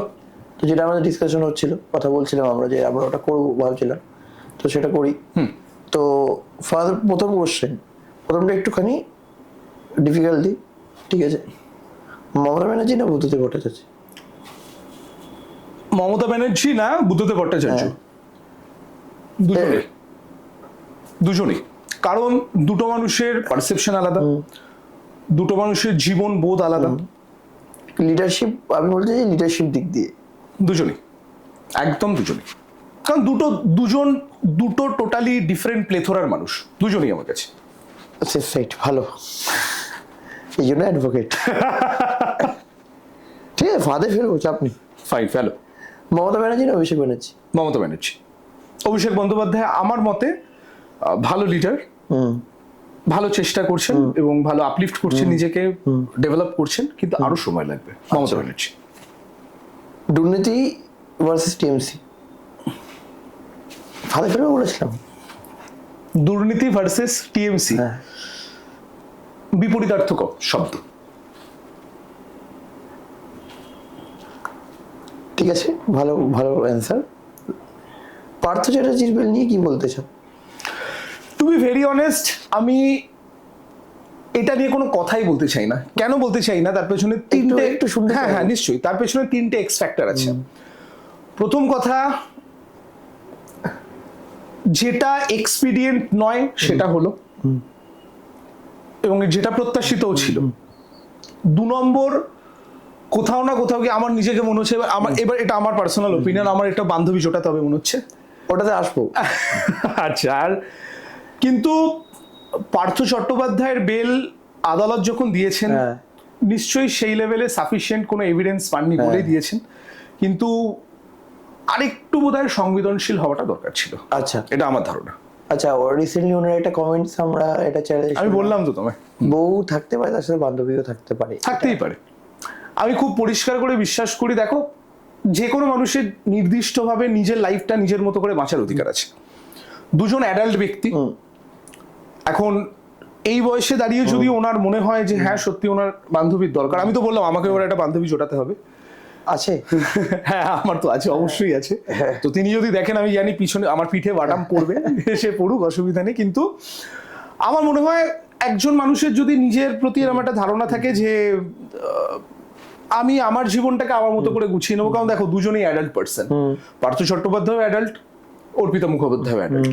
তো সেখানে আর কথাটা তো সত্যি কথাই, একজন ব্যক্তির যদি একটি বিবাহিত সম্পর্ক, বিবাহ বিচ্ছেদের মামলা চলছে, তারপরে গিয়ে দাঁড়িয়েও যদি তিনি তার বান্ধবী রাখতে পারেন, তাহলে আমি এটাতে খুব একটা ভুল। আচ্ছা, অ্যাকচুয়ালি এইটা নিয়ে আমার একটা বক্তব্য ছিল যে আমাদের বয়সী ছেলেরা এখন মেয়ে পেতে খুব খুব ডিফিকাল্টিজ হয়, হ্যাঁ খুব ডিফিকাল্টিজ হচ্ছে, বডি বাড়াচ্ছি করছি, এ কোনো ম্যাটার নয়। দেখছি না এই পডকাস্ট বলো, এই বলো, সব ভিডিও করছি, কোনো লাভ পাচ্ছি না। বয়স্ক লোকদের কাছে কারণ বেশি যাচ্ছে, এটা কি ব্যাপারটা? তাই আমরা চুল সাদা করতে হবে? আমার তো বয়স হয়নি, আমি কি করে বলবো বলো তো। দেখছি এরা বয়স করছে, তাই ইয়াং মেয়েদের বিয়ে করে নিচ্ছে, এটা করছে। এখন যদি কারোর সেই জায়গাটা ইচ্ছে থাকে, আমার মনে হয় তুমি যে চুলটা লাল করেছো, এটা লালের জায়গায় তুমি সাদা করে ফেলো, একবার এক্সপেরিমেন্ট করে দেখো, যদি হয়ে যায়। মানে খুব অবস্থা তো খুব খারাপ আছে। হ্যাঁ ঠিক আছে, হতেই পারে। তো আমি ওটাই বলছিলাম যে টিএমসিতে আমরা এগুলো দেখছি জিনিসপত্রগুলো, তো এইগুলো নিয়ে তুমি কি বলতে চাও? যেটা আমরা দেখছি, আমি মনে করি পার্টিটাতেই আমরা বেশি এগুলো দেখছি। হ্যাঁ আমি মনে করি, মানে এটা আমার ধারণা, আমি সেম ওপিনিয়নই আবার দিচ্ছি, যে যেভাবে নিজের জীবনটাকে চালাতে চান, গণতান্ত্রিক দেশ, এমন কোনো আইন হয়নি যেখানে দাঁড়িয়ে তাকে কেউ রেস্ট্রিক্ট করতে পারে। তো সেখান থেকে যদি তিনি মনে করেন তিনি তার মতো করে ভালোবাসেন, তিনি থাকুন না তার মতো করে ভালো। এটা নিয়ে মানে আমার মনে হয় না এটা নিয়ে অযথা কন্ট্রোভার্সি করা কোনো মানে আছে। হ্যাঁ আমার এখন মনে হচ্ছে আমার একটা বান্ধবী জোটালে ভালো হয়, কিন্তু আমার আছে তো ওই সেম কেস। এটা যদিও আমি মজা করেই বলছি, মানে সিরিয়াস নেবার কিছু নেই। বাড়ি গেলে তোমার ব্যাপার কি হবে সে আমি সেটা বাড়িতে কি হবে? কিন্তু আমার কোথাও গিয়ে মনে হয় আরো বেশি, মানে বেশ কিছু দিকে একটু সংশোধনের প্রয়োজনীয়তা আছে, এবং সংশোধনের প্রয়োজনীয়তা জায়গাটা মানে একটা যখন পলিটিক্যাল পার্টি কোনো একটা লিডারশিপের রেসপন্সিবিলিটি পায়, সেই রেসপন্সিবিলিটি গুলোকে খুব সতর্কতার সাথে ট্যাকেল করতে হয়। এবং সেখানে হ্যাঁ অবশ্যই আমি বলবো না হাতের 5টা আঙুল সমান হবে, সেটা হয় না। কেউ দুর্নীতি করতে পারেন, কেউ অনেক কিছুই করতে পারেন, কিন্তু কোথাও না কোথাও গিয়ে একটু স্ট্রিক্ট হওয়ার বোধহয় এবারে প্রয়োজন এসছে, এটা আমার পার্সোনাল ওপিনিয়ন। আচ্ছা, আরেকটা বিফোর এন্ড হওয়ার আগে আমি একটা ছোট্ট কথা, 26-এ কি বদল দেখবো? হ্যাঁ নিশ্চয়ই দেখবে। আমি চ্যালেঞ্জ করছি 2026 সালে বদল হবে, স্বপ্নে, বাস্তবে না। যে বলবে যে বদলটা হবে ভালো, না না না, আমি তো বলছি বদল হবে। যারা যারা এই দিবার স্বপ্নটা দেখছেন, বিহারে তো ঢুকে পড়েছে, সে ঢুকুক না। বিহার তো বাংলা নয়, বিহার তো বাংলা নয়। বিহারে কিন্তু দেখলাম এবার থাক না, বড় মাত্রায় হলো, কি যে কিচ্ছু যায় আসে না। বাংলার ভোটে মানে বাংলার ইলেকশনে বিহারে কোন রকম এই যে রেজাল্ট এসছে, সেই রেজাল্ট খেলেছে, কিন্তু এখানে তার 1% ইম্প্যাক্টও টুইট হয়েছে তো বিহার হলো এবার ওয়েস্ট বেঙ্গল। হ্যাঁ ঠিক আছে, হোক না। 2026 যখন ভোটের রেজাল্টটা বেরোবে তখন আমিও একটা টুইট করবো, নিশ্চিন্ত থাকো। আমিও একটা টুইটারে দেবো যে সেটা কভার ফটো বলবে, আগে সেটা কভার ফটো বলবে। কিন্তু আমার ধারণা এটা অবশ্যই, দেখো রাজনীতি এমন একটা গেম যেখানে কোনো মানে আগে থেকে কিছু প্রেডিক্ট করা সম্ভব না, কিন্তু আমার ধারণা 2026-এ বদল হবে। স্বপ্ন যারা দেখছেন স্বপ্নে বদল করুন, খুব ভালো কথা, আরো বেশি করে বদল হোক। তোমরা কি মানছো না? আমি এটা এর আগেও আমার একজন এসে তাকে করলাম, মানছো না? এটা কি মানছি না বলো? বদলটা আমি শোনো, আমার মানার উপরে কি কিছু নির্ভরশীল? বাংলার 10 কোটি মানুষ আছেন, 10 কোটি মানুষ যাকে মনে করবেন প্রেফারেবল, যাকে মনে করবেন রিলায়েবল, যাকে মনে করবেন ট্রাস্টওয়ার্দি, 10 কোটি মানুষ যাকে নির্বাচিত করবেন আমাকে সেই রায়টাকে মাথা পেতে নিতে হবে। তাতে যদি আজকে সেই 10 কোটি মানুষ মনে করেন যে না আমরা তৃণমূল কংগ্রেসকে চাইছি না, আমরা অন্য কোনো এক্সওয়াইজেড পলিটিক্যাল পার্টিসকে চাইছি বা অন্য কোনো পলিটিক্যাল পার্টিকে চাইছি, সেটা সম্পূর্ণ তাদের ব্যক্তিগত সিদ্ধান্ত। 10 কোটি মানুষ যে রায় দেবেন আমরা সেই রায়টাকে একদম অ্যাকসেপ্ট এবং অ্যাকোমোডেট করে এগোবো। এতে তো আমার একার ভোটে তো কিছু হবে না, তোমার একার ভোটেও কিছু হবে না, যারা ক্যামেরা পার্সন আছেন তাদের একার ভোটেও কিছু হবে না। মানুষ যা চাইবেন সেটা হবে। মানুষ যদি মনে করেন আস্থা রাখবেন রাখবেন, যদি মানুষ মনে করেন না আমার আস্থা নেই, আমি আস্থাটা রাখতে চাইছি না, সেটা তাদের উপর নির্ভরশীল। এটা নিয়ে এখনই কিছু বলার মতো জায়গা আসেনি। তবে যারা যারা স্বপ্ন দেখছেন, আমার মনে হয় তুমিও বোধহয় স্বপ্নটা দেখছো, তাহলে না আমাকে আমার মতো থাকতে দাও, এটা তো হয় না সব সময়। না আমাকে আমার মতো থাকতে তাহলে থাকো, কিন্তু 2026 নিয়ে চলতে হবে, নো ডাউট, কিন্তু 2026 নিয়ে যদি তুমি সত্যি এটা ভেবে থাকো যে বদল হবে, যদি তুমি স্বপ্ন দেখো, মানে জেগে স্বপ্ন দেখছো না ঘুমিয়ে দেখছো আমি জানি না, যেটা একটু রিসার্চ করি তো তাই জন্য। হ্যাঁ সেটা করো, খুব ভালো জিনিস, কিন্তু আমার বিশ্বাস মানুষ আস্থা রাখবেন মমতা বন্দ্যোপাধ্যায়ের উপরে। কভার ফটো যাক, বাইরে কভার ফটো এখন পাল্টে গেছে। তো থ্যাংক ইউ দাদা, আজকে অনেকটা লম্বা টাইম গেল আমাদের, কথা বলে ভালো লাগলো। এইবার যদি আমরা এন্ড না করি অনেকটা আমাদের কথা হতেই থাকবে আমাদের, সে সারা হবে না। তো থ্যাংক ইউ, ফাইনালি অনেকদিন পর বলে বলে আসলে তুমি। Thank you so much actually তোকেও, কারণ অনেকদিন ধরে এত প্ল্যানিং করার পরে ফাইনালি আমরা হলো ফাইনালি একটা হয়েছে। হ্যাঁ ব্যাস, এটাই আমি হ্যাপি। আসার জন্য অনেক ধন্যবাদ তোমাকে। Thank you. আশা করছি কোনো একটা পডকাস্টে আবার তোমাকে আমরা পাবো। All the time. Thank you. শুধু একটু আগে থেকে বলিস তাহলেই হবে। কি বলবো আগে থেকে? যে কবে আসতে হবে। আর স্বপ্ন বিফোর আই এন্ড, মানে before we and, Nachiketa Chakraborty গানটা দিয়ে শেষ করছি। স্বপ্ন দেখে মন। এটা আমাকে বলে ঠিক আছে, ঠিক আছে, আমি এতগুলো বললাম, তুমি একটা আমাকে বললে। নিশ্চয়ই, এটা তো আইনজীবী তো বললে, আমি তো আইনের উপরে কেউ নই। আমিও নই। তো আজকে আমরা প্রোগ্রামটা এখানে এন্ড করছি। Thank you. তো থ্যাংক ইউ দাদা, খুব ভালো লাগলো তোমার সাথে কথা, খুব আমরা আনকাট ভাবে আড্ডাটা দিলাম আমরা, অ্যাবসলিউটলি, এবং ফর্মালি না হয় আনকাট। হ্যাঁ, আর এটাই তো মজা, এইটা মজা না থাকলে আলটিমেটলি আনকাট করে লাভ। একদম, আমার বেশ ভালো লেগেছে। একদম। থ্যাংক ইউ, চলো, থ্যাংক ইউ সো মাচ।